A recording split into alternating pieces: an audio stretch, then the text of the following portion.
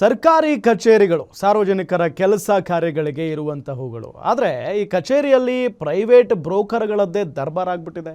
Guarantee news ಭೇಟಿಯಲ್ಲಿ ಬೆಳಗಾವಿಯ ಹಿರೇಬಾಗೇವಾಡಿ ಉಪ ತಹಶೀಲ್ದಾರ್ ಕರ್ಮಕಾಂಡ ಬಯಲಾಗಿದೆ. ಈತ ಹಣ ಕೊಟ್ಟರೆ 25 ವರ್ಷವಾಗಿದ್ದವರಿಗೂ ವೃದ್ಧಾಪ್ಯ ವೇತನ ಮಂಜೂರು ಮಾಡಿ ಸರ್ಕಾರಕ್ಕೆ ಭಾರಿ ನಷ್ಟ ಮಾಡ್ತಾ ಇದ್ದ. ಸೊ ಈತನ ಕಳ್ಳಾಟ ಈಗ ಗ್ಯಾರಂಟಿ ನ್ಯೂಸ್ ಬಯಲು ಮಾಡಿದೆ. ಹಿರೇಬಾಗೇವಾಡಿ ಉಪ ತಹಶೀಲ್ದಾರ್ ಕರ್ಮಕಾಂಡ. ಗ್ಯಾರಂಟಿ ನ್ಯೂಸ್ನಲ್ಲಿ ಮತ್ತೊಬ್ಬ ಭ್ರಷ್ಟನ ಬಂಡವಾಳ ಬಯಲು. ಹಣ ಕೊಟ್ರೆ ಎಲ್ಲರಿಗೂ ಸಿಗಲಿದೆ ವೃದ್ಧಾಪ್ಯ ವೇತನ ಪಿಂಚಣಿ.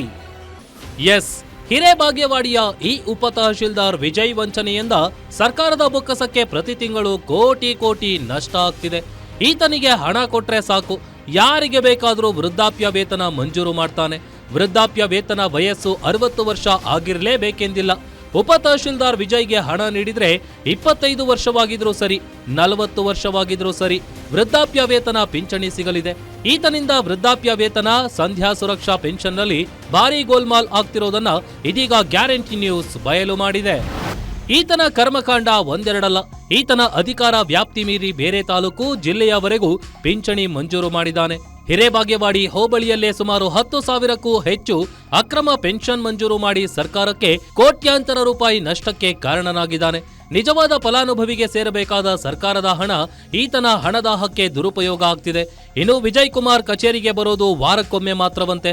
ಈ ಕೆಲಸಕ್ಕೆಂದೇ ಈತ ಪ್ರೈವೇಟ್ ಬ್ರೋಕರ್ಗಳನ್ನು ನೇಮಿಸಿಕೊಂಡಿದ್ದಾನೆ. ಈ ಅಧಿಕಾರಿಯ ಆಟಾಟೋಪ ಗ್ಯಾರಂಟಿ ನ್ಯೂಸ್ ಕ್ಯಾಮೆರಾದಲ್ಲಿ ಎಕ್ಸ್ಕ್ಲೂಸಿವ್ ಆಗಿ ಸೆರೆಯಾಗಿದೆ.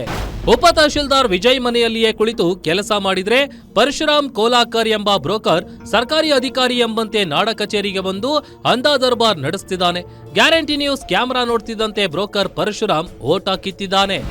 ಒಟ್ಟಾರೆ ಹಿರೇಬಾಗೇವಾಡಿ ಉಪ ತಹಶೀಲ್ದಾರ್ ಹಣದಾಹಕ್ಕೆ ಸರ್ಕಾರದ ಬೊಕ್ಕಸಕ್ಕೆ ಕೋಟ್ಯಾಂತರ ರೂಪಾಯಿಗಳನ್ನ ನಷ್ಟ ಮಾಡಿದ್ದಲ್ಲದೆ ಅಧಿಕಾರವನ್ನು ದುರುಪಯೋಗ ಮಾಡಿಕೊಂಡಿರುವುದು ಇದೀಗ ಬಯಲಾಗಿದೆ.